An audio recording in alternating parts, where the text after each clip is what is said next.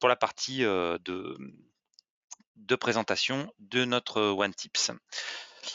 Donc, l'objectif du jour, c'est de parler, de parler à quoi sert, le pré-ref, parce que le pré-ref, c'est quelque chose, dont peut-être vous avez entendu parler ou que Emma a déjà évoqué ou qu'un chef de projet a déjà évoqué, mais qui est pas forcément clair. Alors, la notion de pré-ref dans OneBase, en fait, c'est toutes les informations qui finalement, vont servir au référencement d'un article. C'est-à-dire que finalement, dans un aspect de gestion de contenu, on va avoir une information qui va être un peu en entonnoir, comme ça, qui va permettre de gérer, à partir de tarifs, des informations qui vont être, de référencement, et donc de pré-référencement. C'est une matrice, où on va avoir un certain nombre d'informations pour pouvoir basculer dans des notions, éditoriales pour la notion de PIM. Donc la notion de pré-ref, ça va être toutes les informations qui sont attachées à notre référence, mais qui ne sont pas forcément éditoriales. Donc dans la notion de pré-ref, on va retrouver des informations sur la logistique, sur un certain nombre de normes, sur des conditionnements, sur des descriptions qui sont fournies par notre fournisseur, qui sont pas forcément les descriptions qui vont être, mises à disposition sur la partie, PIM, c'est-à-dire de notre propre diffusion. Parce qu'effectivement, dans notre PIM, peut-être qu'on va interpréter l'information qui nous a été donnée par notre fournisseur, qui nous dit que ce produit, c'est le meilleur du monde, mais moi je vais surtout dire que, ce produit, il est très adapté dans cet environnement de marché. Donc finalement, j'ai fait une interprétation de sa description et si je veux garder, le description de mon fournisseur, bah, finalement, je vais plus le garder dans la notion de pré-référencement, de pré-ref. Alors pourquoi on l'a appelé également pré-ref? Parce que finalement, notre référence, elle a une existence qu'à partir du moment où on lui attribue un code de notre propre ERP. Tant qu'elle n'a pas, de code de mon propre ERP, finalement, je ne peux pas la commercialiser. Parce que finalement, je n'ai que l'information de mon propre fabricant, de mon fournisseur qui m'a envoyé cette information-là. Mais finalement, on se dit que dans OneBase, notre fournisseur pourrait, dans cet espace de pré-référencement, nous proposer, un certain nombre de caractéristiques, d'éléments qui, en fonction des caractéristiques obligatoires que je lui soumets, pourraient très bien suffire pour demander à mon ERP, de m'attribuer un code article. Donc finalement, dans cet espace, d'articles ou de référence ou de pré-ref, bah, je peux me retrouver avec des articles qui ont un code ERP et donc ils vont devenir éligibles pour passer dans la partie, produit, dans la partie catalogue et je peux avoir également des articles qui ne sont pas encore éligibles, qui sont en espace de pré-référencement, mais avec un certain nombre d'enrichissements qui est l'enrichissement basique de mon fournisseur. Assez parlé, allons voir ce que ça donne dans notre OneBase. Donc je me connecte à ma base, de test. Donc toujours pareil dans OneBase, si le bouton n'apparaît pas, c'est probablement que dans mon environnement où mes droits ne sont pas permis, de pouvoir, accéder à cet élément-là. Donc si je vais dans l'espace, article, parce que finalement c'est dans cet élément-là, c'est dans le SKU, la référence catalogue, la partie la plus fine où finalement je vais retrouver de l'information.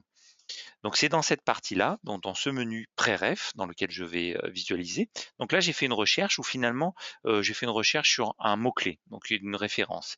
Je rentre dans cette, référence et finalement dans cet élément-là, je vais retrouver tout un tas de champs qui sont peut-être pas forcément des champs qui vont être des champs, on va dire, de publication pour le PIM, mais qui vont être des champs qui vont être discriminants pour, le choix d'acheter ou de ne pas acheter cette référence-là.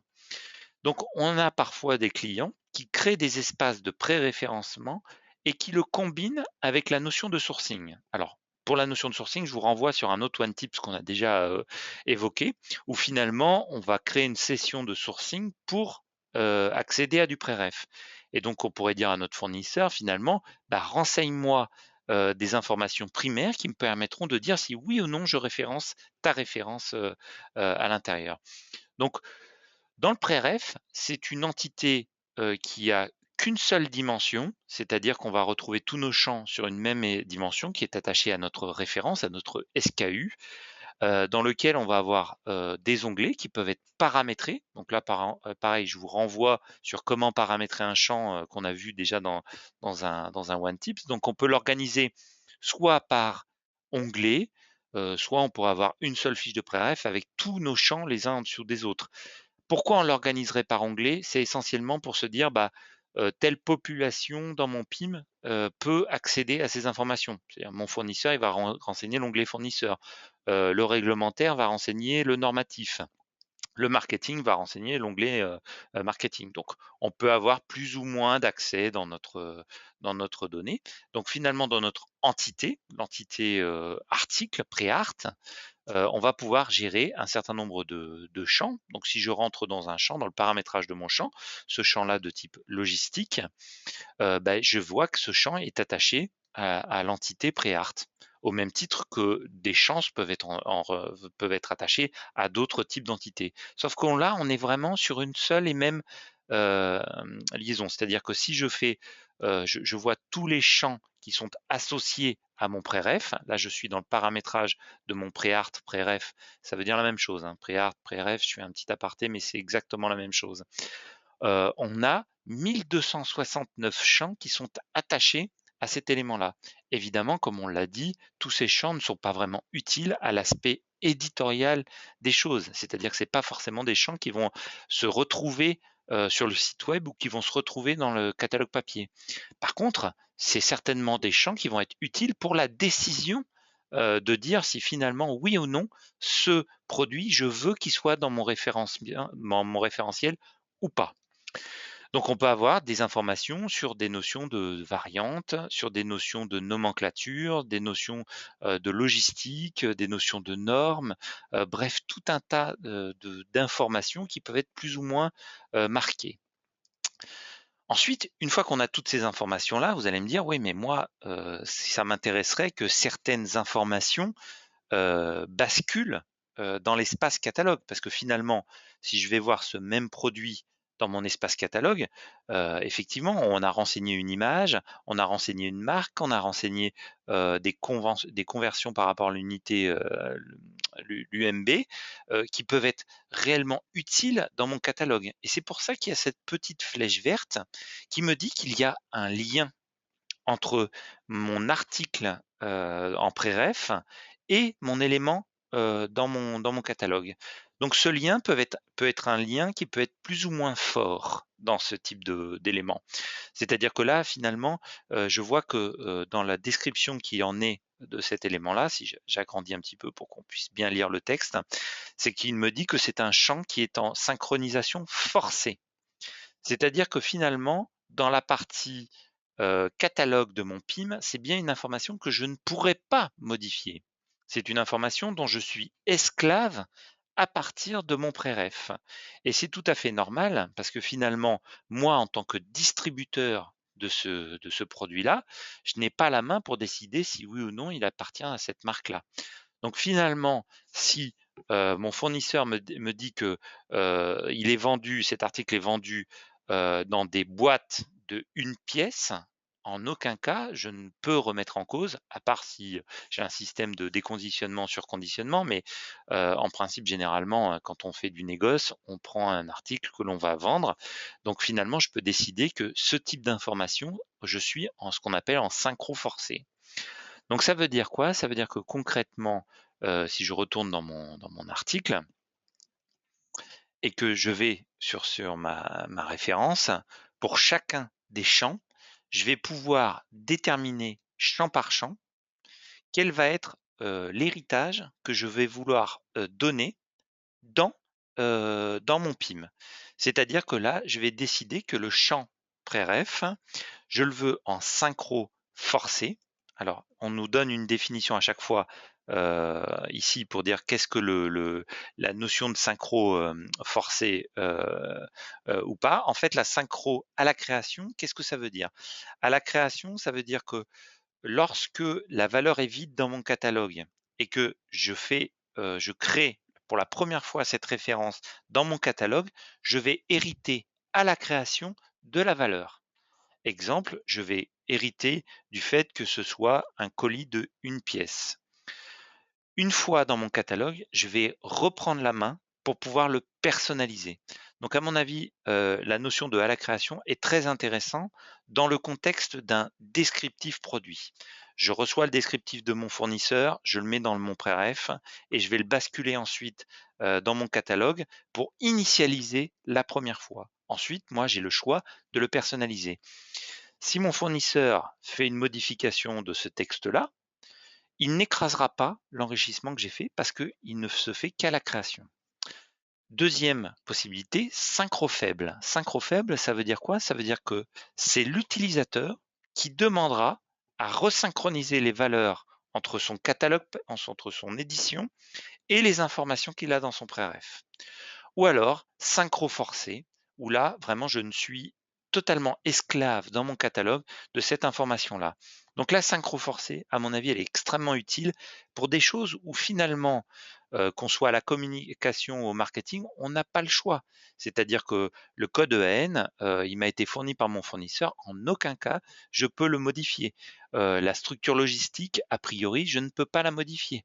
Les caractéristiques techniques, si mon fournisseur dit que ma perceuse fait 1250 watts, il n'y a pas de raison que je puisse le faire, le modifier.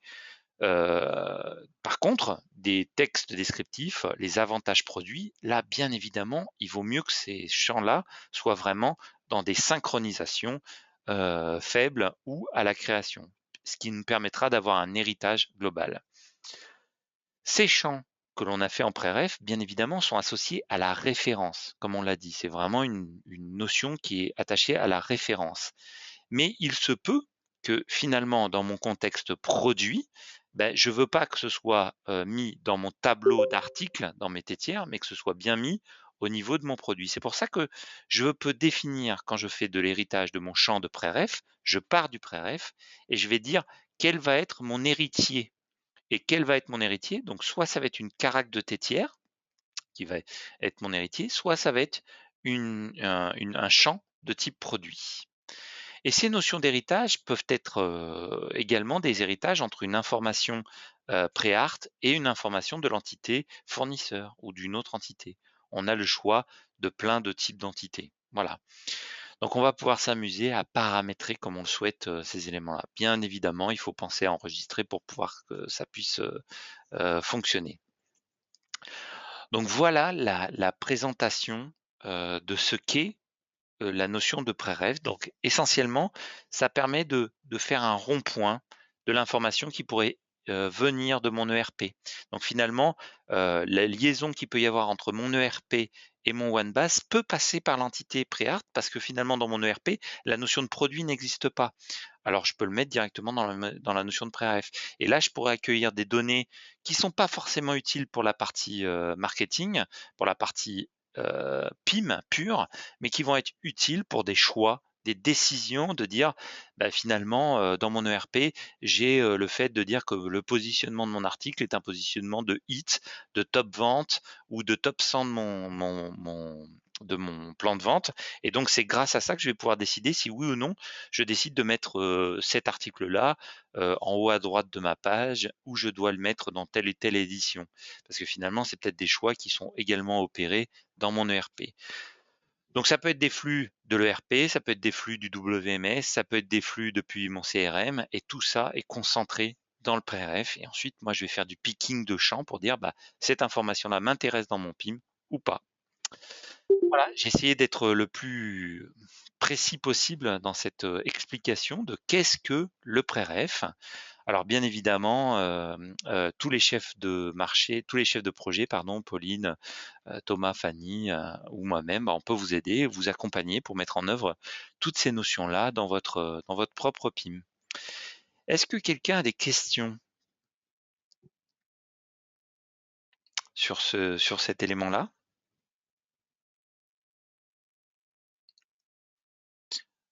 On verra la semaine prochaine. On va poursuivre un petit peu dans cette voie de pré-ref hein, la semaine prochaine.